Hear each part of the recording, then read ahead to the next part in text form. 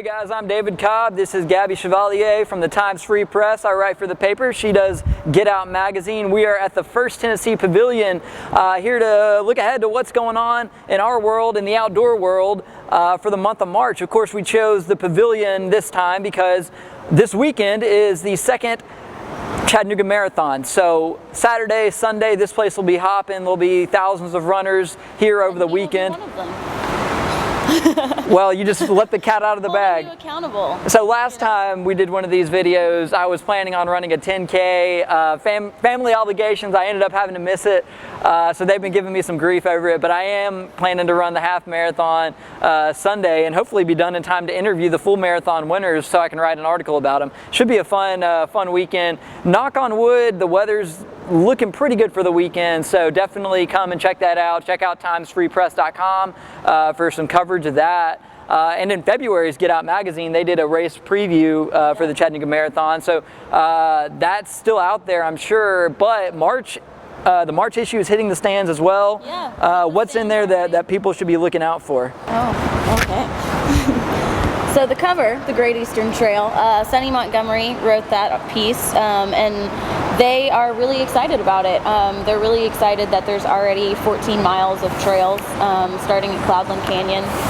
There is so far a break right now. I think it's about 1.5 miles between where the trail ends and then about 1.5 mile hike to Lula Lake if you wanted to continue with your adventure. But aside from that, they really are just excited that this is getting started. It's been 65 years in the making. Story in Wednesday's paper on the front page actually about how the three-state, three-mountain cycling event is getting a major reroute this year. It's the 30th year of the event, but it's actually going to be the two-state, three-mountain ride this year. Due to a scheduling conflict in Dade County, Georgia, this event's going to have to reroute, and it's one of those things where they're still optimistic about it, and it's still going to draw over 1,000 riders, but just a scheduling conflict made them have to change things around. So check that out. That's a long-standing event in our community put on by the Chattanooga Bicycling Club, and they're looking forward to changing things up this year. So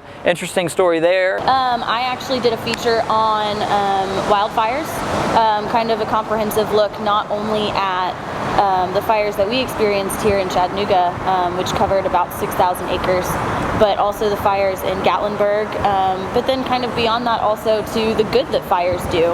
A lot of people, they see a fire, they think it's immediately bad, but a lot of nature requires fire in order to survive and to thrive.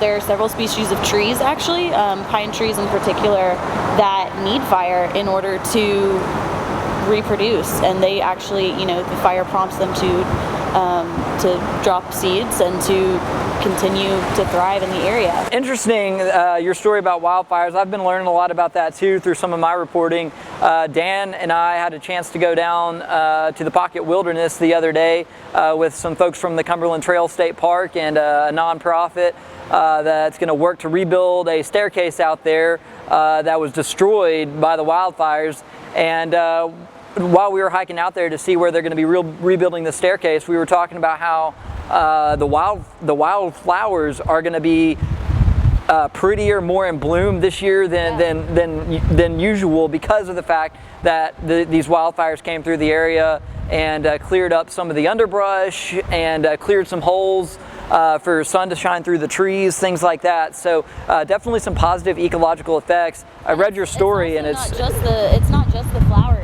It's also animals. There are certain species, the fox squirrel, and then a species of snake that actually have fully kind of disappeared from the Gatlinburg area. I'm okay with snakes disappearing. Well, they also provide benefit. It's not a rattlesnake or anything. I'm still okay with them disappearing. Yeah, but check it out. It's an in-depth look, kind of sums up a lot of what we saw in East Tennessee during this unprecedented wildfire season. That's in March's Get Out magazine.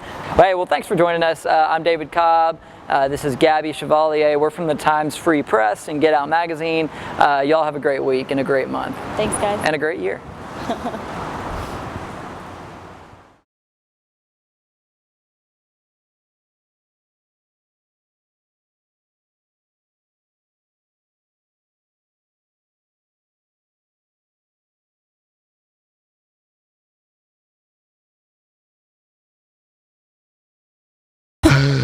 hand? What the heck? There is some wind, actually. I can feel it blowing from the south-southwest. You can see if you can use Dan's hair as a wind gauge. Okay. Yeah, if you look out here to our west and northwest, there are some severe... Okay, so that's south, and is that north? No, this is the north and northwest. Yeah, that's correct. Lookout Mountain is here to our south. Right. This is the west, and this is the northwest. There you go. Thank you. So the cover story in March's Get Out magazine is about the Great Eastern Trail.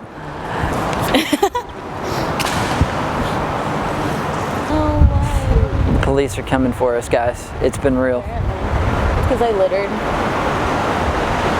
They're gonna find me a lot of money.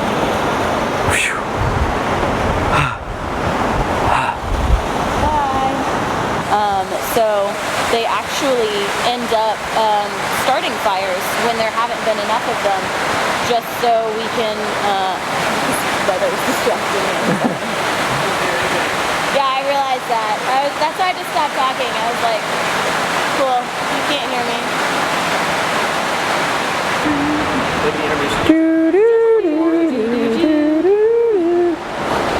Due to some previous harassment in the media, aka you guys, I am going to not issue any public statement on my participation in the upcoming Chattanooga Half Marathon. Well, the only fast food that I've had is Chick-fil-A, which most people think that Chick-fil-A is more like quick service than fast food. Actually, Taco Bell is the healthiest fast food. Yeah, that's not true. That is 100% false, fake news. No, it's actually a study that they did that showed Taco Bell. Yeah. Who did the study? Like the Taco Bell advocacy group? Yeah. Oh, really? Well, there you go then. Fake news.